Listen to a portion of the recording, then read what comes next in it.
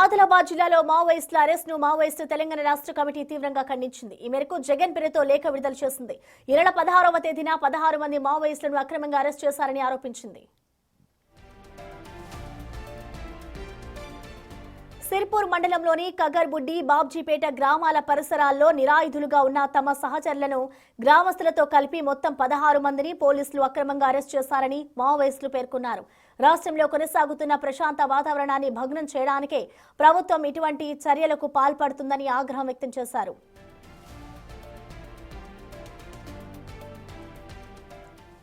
పోలీసులు అరెస్ట్ చేసిన వారందరినీ వెంటనే కోర్టులో హాజరుపరచాలని మావోయిస్టు పార్టీ డిమాండ్ చేసింది. కేంద్రంలోని బీజేపీ ప్రభుత్వం కార్పొరేట్ ప్రయోజనాల కోసం విపక్షాలు లేని దేశాన్ని నిర్మించేందుకు ప్రభుత్వ యంత్రాంగాన్ని దుర్వినియోగం చేస్తోందని లేఖలో విమర్శించారు. ప్రజాస్వామిక వాదులు, మేధావులు, ఇతర రాజకీయ పార్టీలు ఈ అక్రమ అరెస్టులను ఖండించాలని, తెలంగాణలో శాంతియుత వాతావరణం కొనసాగేలా మద్దతు తెలపాలని పార్టీ విజ్ఞప్తి చేసింది.